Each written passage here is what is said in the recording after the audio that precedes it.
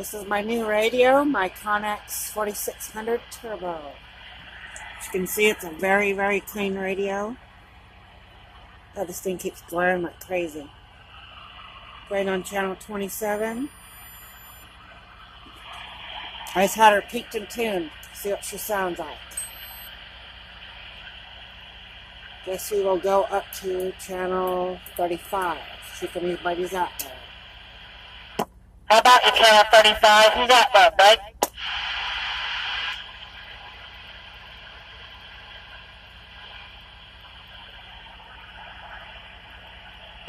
How about you, channel 35? Who's out there? Come on.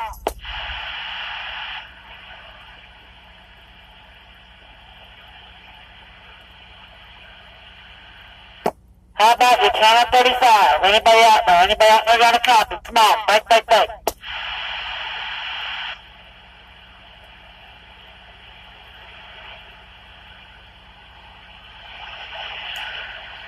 Guess I will go up to channel 40.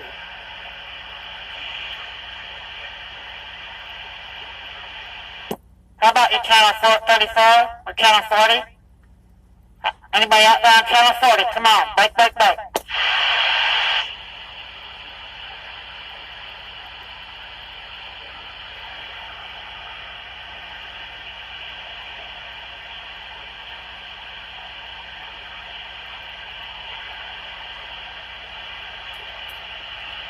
And my friend's supposed to be recording this on, let's see, channel 25, I believe it was.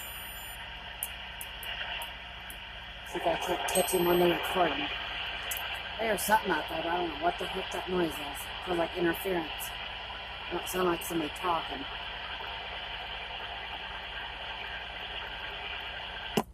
How about you, channel 30? How about you, channel 25? Anybody out there got a copy? How about you? Come on, break.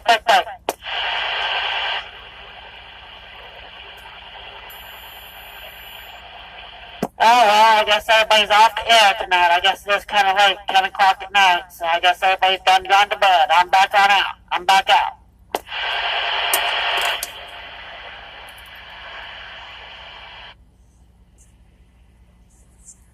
That is how these Connexes sound. You have to have them tuned up properly and have them aligned. But a lot of these people that sell these radios, guys and gals, you got to understand, they're called meter baiters. They will put it on a bird meter and show you, oh look, it's swinging 250 watts. Which out of this radio, if they're telling you 250 watts, they're lying to you. Because mine is set perfect, fine-tuned, and I'm kicking 215. I'm swinging 215 watts. But the problem with mine is they had my dead key set at 80 on high power. Because my radio, my heat sink right here at the bottom, it kept getting boiling hot. I couldn't figure out why. It didn't matter where I had my RF power. If I had it at full power, had it at 50%, or all the way down to low power, it got boiling hot, so hot I couldn't touch it. And it drove me nuts. And I took it to my regular tech, and he said, well, your dead key is at 80 watts. You know, so I threw him $20, and he cracked her open and adjusted my carrier and everything for me. And he's got me a dead key in about 40 watts. So now my radio sounds a lot better, and it's not getting hot anymore. But this radio here is one kick-ass radio. I love this radio. And as you can see, I've got it mounted in my Cascadia here. And I'll show you my antenna set up here. As you can see, there's one of my antennas. I'm running Browning BR78 coil antennas. I got duals on here. There's the other one on the passenger side. And they do a good job. I mean, yeah, they say one's better than two, but I seem to do just fine. So it doesn't bother me one little bit. I just, I'm kind of old school. I've always preferred two. And I've never had a problem with two. So, you like whatever you like, I guess. So I did run one on here for a little while, but when I was running a single, it was on my left mirror, But if somebody was to my right rear corner, and back then I was running my Stryker 497, which is a little bit less power than this, but even with that, even with the 130 watts, my truck would block the signal from going out over there and getting onto a somebody else's radio. They couldn't hear me. It'd muffle out, but once I got past them, come back over in front of them, then they could hear me just fine. So that's why I went with duals instead of a single. And as you can see, I've got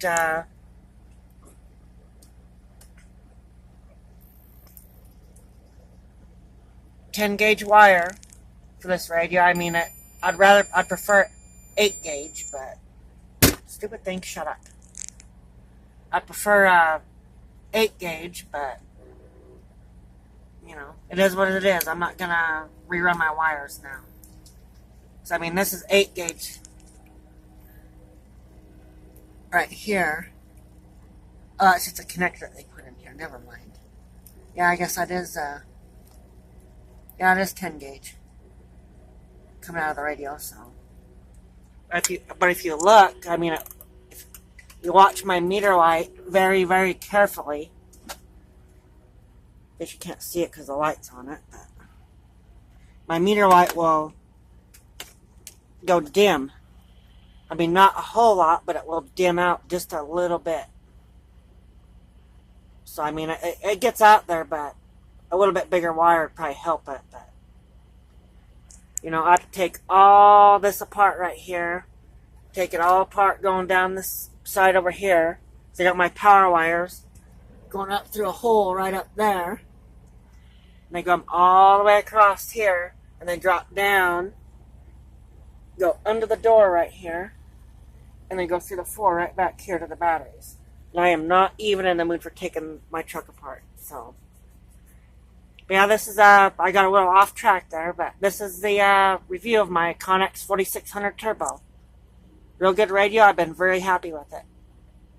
I'm soon to be hopefully getting one that Connex doesn't make anymore. It's a hellaciously powerful radio. It's a Connex 4300-300.